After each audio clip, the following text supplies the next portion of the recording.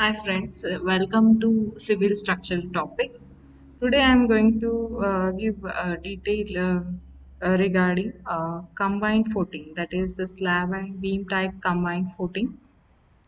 Here we'll see the problem statement. Before that, what is this combined footing?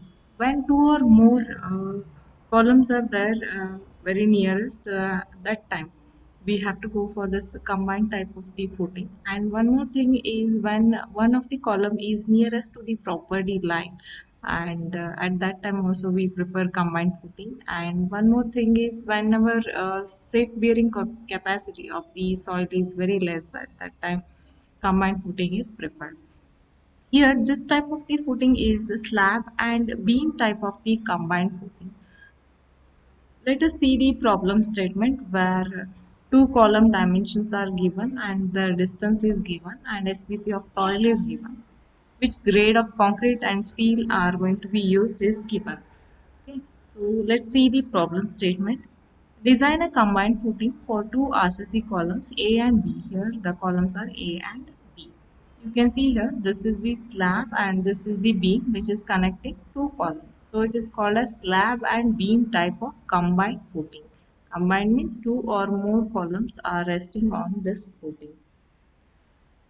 And here the distance between two columns is 4 meters center to center. Column A is 500 mm by 500 mm and column B is 600 mm by 600. Column A carries 1250 kilonewton load and column B carries 1600 kilonewton load.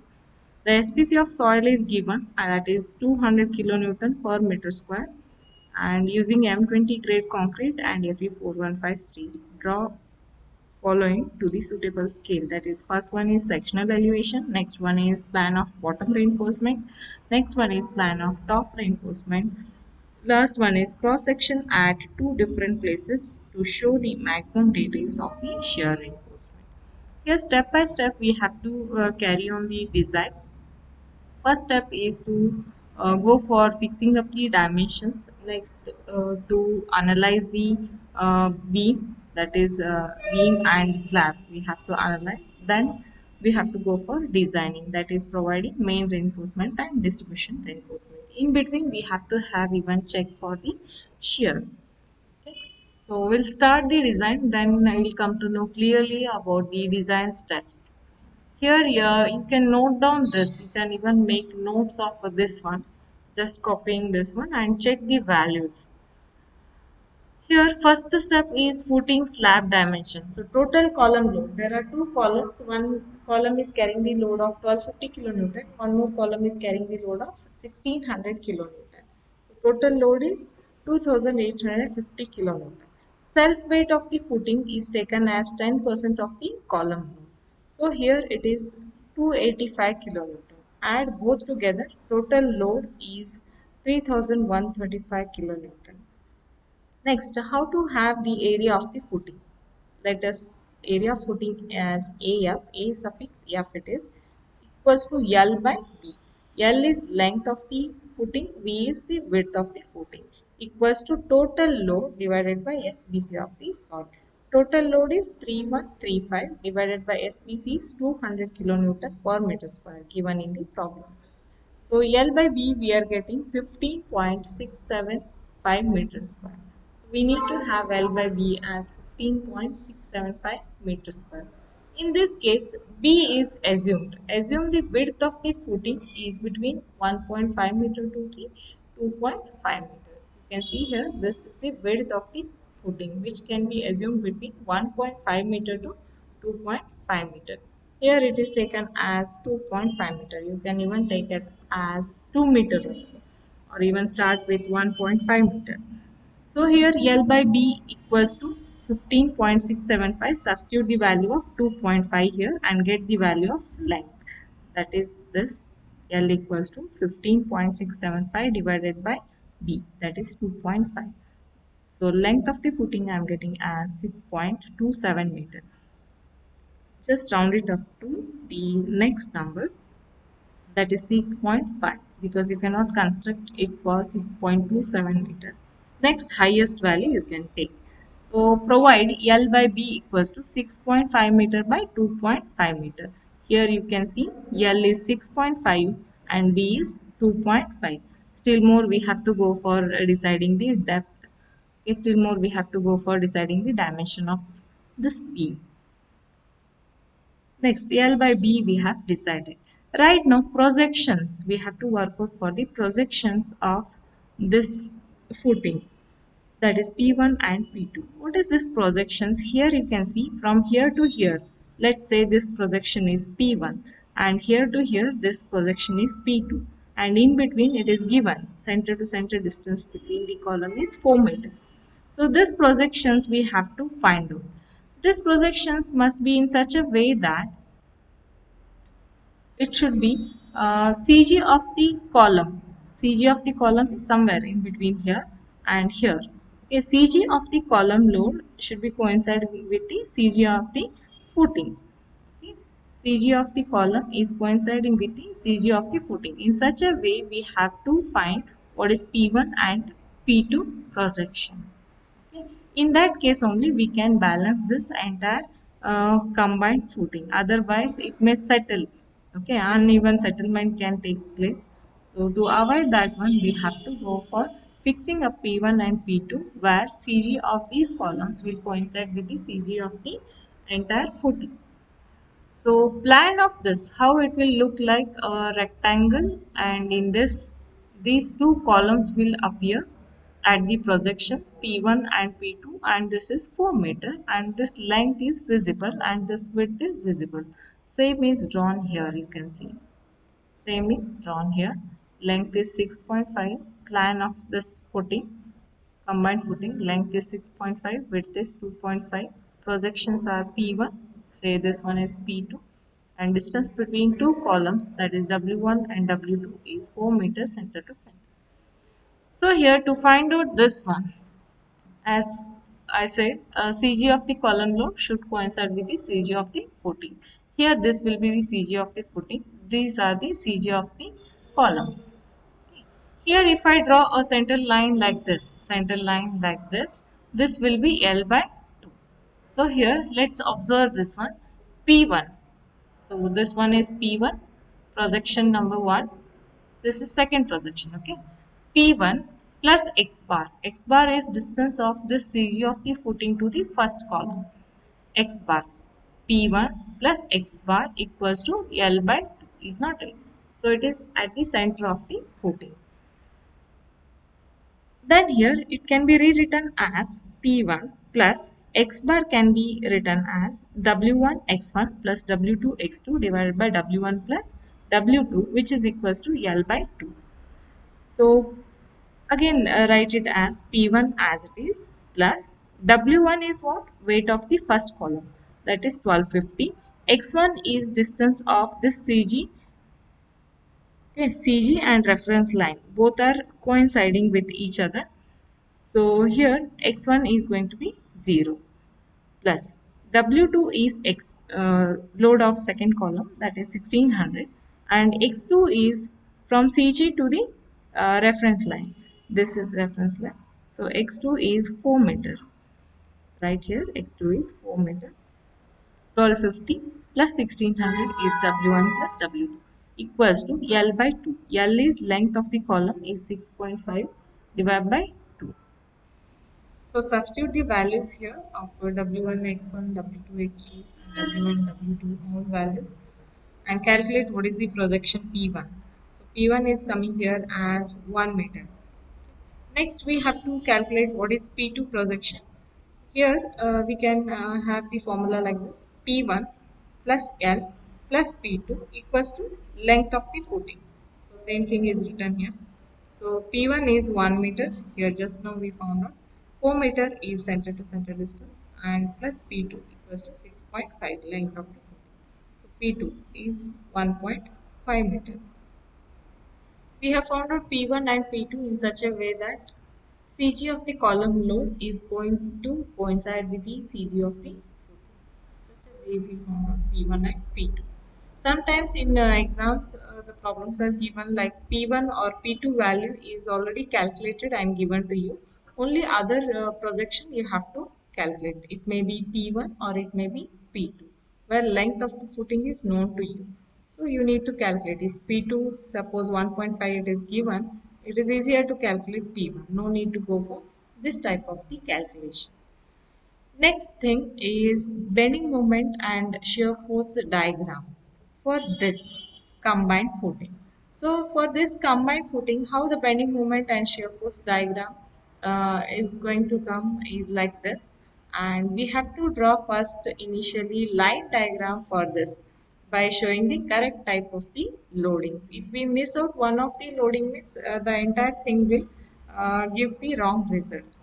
So here, before we start up with BMD and SFD, first we have to calculate what is the net upward soil pressure, that is called as Q naught, which is equals to only column load divided by L into B.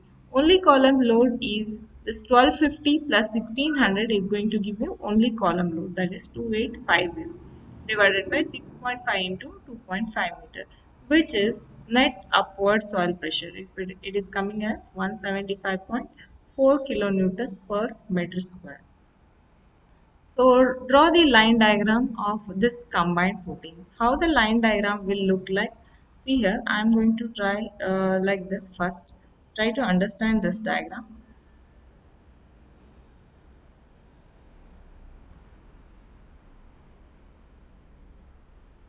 So line diagram of a combined footing. Here two column loads. First column load is 1250. Next column load is 1600.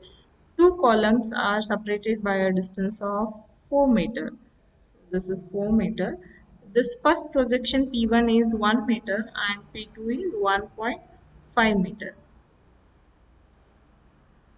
So I'm trying to draw it. It's not that easy to draw here. And here UDL is nothing but this is shown here in the down part of this. UDL is nothing but it is representing upward soil pressure. Okay, upward soil pressure, that is Q naught. This is your UDL, Q naught. But it is not actually a UDL, it is soil pressure. It has to be converted into UDL. So here, how to convert this into UDL? So 175.4 multiplied by width of the footing. So footing width will be like this. So this entire thing will be like this actually, right? So this is width. This is 2.5 meters. So this upward soil pressure, that is 175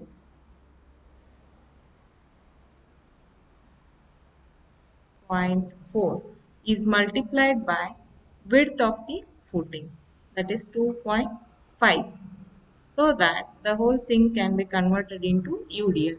Same thing is done here. You can see a line is drawn and 2 point loads are acting on this separated by 4 meter distance. Net upward soil pressure is taken and multiplied with the width of the footing, that is 2.5. So it is kilonewton per meter square. This one, this is meter. So we are getting the unit in terms of kilonewton per meter. What is the UDL acting is 438.46. Multiply this one, you are getting this answer, which is acting upward like this. Then just mark the point, this as first A point, this load, first load as B point, this second load as C point, and last edge of this footing as D point. Same thing is marked here, so that it is easier for us to draw the SFD and BMD. This is how we are practicing, right? So here mark these points and get the shear force and bending moment values in these points. Under these points you have to get shear force, that is SF value, and BM values. Let's try to calculate that also. Uh, Here first point here, shear force means it is a net transfer forces taken either at the left of the section or right of the section. Here we start from one more thing you have to remember before you start up with this. Positive shear force means when you start from left of the beam, this is left of the beam, when you start from A point, always upward force is taken as positive, and downward force is taken as negative. Do remember this and start the calculation. Here, upward force at A point, there is no force. When you come to B point, just left to the B, you can see UDL is acting, which is upward. Okay. So, UDL has to be converted into a point load, that is W into L. 438.46 into 1. So, that is UDL is converted into point load, which is acting upward. So, this is the first shear force at this point. 438.46 into 1. So that is again 438.46 positive because it is moving upward. So when you come to this point, draw this line. When you come to this point, what is the load acting here? It is acting downward. So plus 438.46 minus 1250 will give you 811.54. It is minus 811.54. From here to here, how many forces are there? One force, that is the UDL. So minus 811.54, UDL is acting upward. So plus 438.46 into 4, because UDL is converted into a point load. It is giving you 942.3 kilonewton. So plus 942.3 minus 1600 will give you 657.7, minus 657.7 plus 438.46 will give you 438.46 into 1.5 will give you 0. So this is how the shear force diagram is drawn.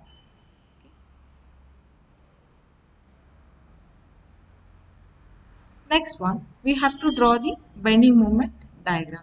Bending moment diagram, if you consider one of the section here, either left of the section or right of the section, you have to take the net sum of the force into distance. How many forces are acting and distance up to the required point. That will give you bending moment value. Okay. Here, one more thing here, you cannot make out where is the bending moment maximum occurring here. It is in between B and C, of course, but you cannot say it is occurring at 2 meter because the entire beam is not symmetrical at all. Symmetrical beam means it should carry the same load and it should have the same projections. Then I can call it as a symmetrical beam, and in that case it is occurring exactly at the center. Right now it is not at the center. We need to find out where the maximum bending moment is going to take place. So firstly draw the baseline. Okay, draw the baseline like this.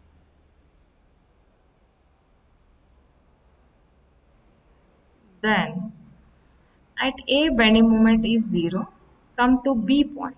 Okay, at B point you can see here at B point how many forces are there here at left of the B? Only one force, that is UDL. UDL is how UDL is acting with respect to B, how it is rotating. UDL will come like this and rotate like this. So it is going to rotate in clockwise direction. We need to have proper sign convention for this. So here, when it is going to have in clockwise direction like this, so draw this sagging diagram, refer this for the sign convention. Okay, sagging diagram, this is positive bending moment diagram actually. Here have the section line, this is left and this is right. And here, when you are referring left of the section, for B you are referring left of the section. In left, if you are finding that any movement is showing the clockwise rotation, that means you have to take it as positive. If it is showing anti-clockwise, then take it as negative. Similarly, if you are referring right of the section, any movement is showing anti-clockwise rotation, take it as positive. Clockwise rotation, take it as negative. This is the sign convention of B and D. Okay, just go it with the sagging of the beam you draw, then refer that. If it is resembling this one, then take it as positive. Left part is resembling this one, take it as positive. Right part resembles this one, take it as positive. Okay. Here you can see UDL is moving with respect to B in clockwise direction. So left side clockwise is taken as positive. Force into distance. So moment at B is 438.46 into 1 is the force, into 1 by 2 is the distance, because always whenever you consider for UDL is considered as WL into L by is the moment. Okay. So WL is the force, L by 2 is the distance, always for the UDL. So 438.46 into 1 into 1 by 2 is the moment at B point. You can see moment at B point is giving us answer 219.23 kilonewton. Then similarly you calculate bending moment at C. Bending moment at C is, just mark this point, you will come to know easily. Bending moment at C. Mark this point. Okay. So how many forces I am considering this part of the beam? How many forces are there till C? One is UDL and one is point load. You have to take that UDL and its distance up to C, and point load and its distance up to C, which will be nothing but bending moment. Net bending moment you have to calculate at C. So what is the sign convention? Again draw this. Okay. And like this. So this is left and this is right and this is positive. Always sagging bending moment diagram is positive. So left side, if you are getting any clockwise movement, consider it as positive. So here UDL is going to move like this. So UDL will be upward and it will be moving like this with respect to C. So UDL intensity is 438.46 for the entire span. You can see it covers 1 meter also, 4 meter also. Okay. So directly we can take entire span like this from A to C. 438.46 into 5 by 2 is the moment at C for this UDL, that is clockwise. So one force is over. Second force is like this. This one is moving downward. With respect to C, it is moving like this.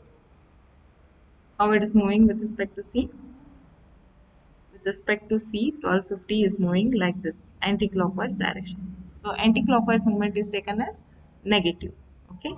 So it is bending moment at C is 438.46 into 5 by 2 minus 1250 into 4. So bending moment at C will get like this. Just observe this. Same thing. 438.46 into 5 into 5 by 2 minus 1250 into 4. So here bending moment at C we have got. So right now the time is to calculate bending moment at X. Bending moment and A and D is 0. That is at start point and at end point it is going to be 0. No need to calculate bending moment. If you want also you just check it. Bending moment at the right of D nothing is available. It will be 0. At left of D if you want you can check. Here I'll tell you the equation. Just write it down. 438.46 into what is the width of this, sorry, length is 6.5. Okay, 438.46 into 6.5 into 6.5 by 2 minus 1250, this force is there, minus 1250 into 5.5, right, minus 1600 into 1.5, which will give you a result 0. Okay, if you want you can just write down, because bending moment is left of the section or right of the section. You have to take the net sum of the moment, algebraic sum of the bending moment, which is taken either left of the D or right of the D. It will give the same result. So bending moment at D is 0 and A is 0. As usual, you can see no force is acting upon that. So one more thing we are leaving here is B and C we are found out bending moment value. One more thing is bending moment, maximum bending moment we don't know it. So here shear force diagram will help us to find out at what point bending moment will be maximum. Remember this, where the shear force is 0, there you will get maximum bending moment under that point. So locate that point by telling this as x. Okay, this as x, this will be 4 minus x because this one is 4. Using similar triangle concept, solve for x. So it will be 811.54 divided by x equals to 942.3 divided by 4 minus x. Solve for x. Here it is. Okay, solve for x. 1.85. So x value is 1.85 from here to here. So if you calculate bending moment at this point, you know right now 1.85. Okay. So bending moment maximum is occurring at this point, that is from B it is 1.85. So this will help us to calculate maximum bending moment value. That is what, where the shear force is 0, bending moment will be maximum. Right now have the bending moment at this x, which is nothing but maximum bending moment. So how to calculate at this? You observe either left of the beam or right of the beam. So we are taking right now left of the beam. So how many forces are there? Two forces. One is UDL and one is point load. Force into distance up to this point. Force is 438.46 into 2.85. 1 plus 1.85. 2.85 into 2.85 by 2. This is bending moment up till this point for UDL. This will be positive because UDL is moving like this, clockwise direction. Okay, so two forces are there. Two force and the distance we have to take up to x point. That will give you bending moment at x, which is nothing but maximum bending moment. So one force is over. Next force is this one. That is 1250. How it is moving with respect to x? It is anti-clockwise direction. So it is taken as negative. Minus 1250 into 1.85. Right? So bending moment at x, you can see here. Bending moment at x is 438.46 into 2.85 into 2.85 by 2 minus 1250 into 1.85. Same thing is written here. So if you calculate, you are getting minus 531.8 kilonewton meter. So this is the maximum bending moment value. Since it is minus, take it from the this baseline. It has to be taken down. Join all the points. Just you mark where the bending moment value proportionately 219 you are getting at this one, positive 219 at B point, positive 480.75 at C point, and somewhere at 1.85 distance you are getting 531, that is minus 531.8. Just mark it down, then just join them. Okay, join them like this, 290 proportionately, 480 proportionately, then join this negative bending moment diagram, that is negative value, join this also. So while joining this, you have come across bending moment has changed its sign immediately somewhere at 2 points, that is after B, and somewhere it has changed its sign, and after in this only BC portion only it is changing again before it reaches to C point. So this is called, where the bending moment changes its sign, is called as point of contraflexion. Right now we need to locate where is the point of contraflexure right now. So here first point of contraflexure is this. Okay, this is said as x1 from A. Next point of contraflexure is this one. This is taken from A as x2. Right now you need to draw a diagram like this. Take the section like this and draw the diagram, and you need to find out what is x1 and x2 value. Draw that diagram. See here, diagram looks like this. Location of point of contraflexion. So here this diagram. this part is taken like this here. This part is drawn. So we need to locate first point of counterflexion and next point of counterflexion which is existing between B and C point. Draw this one and calculate the point of counterflexion. So here, I hope you are understanding this. UDL is there, 1250 is there at some distance x, and this is P1 projection 1 meter. Okay, so x distance.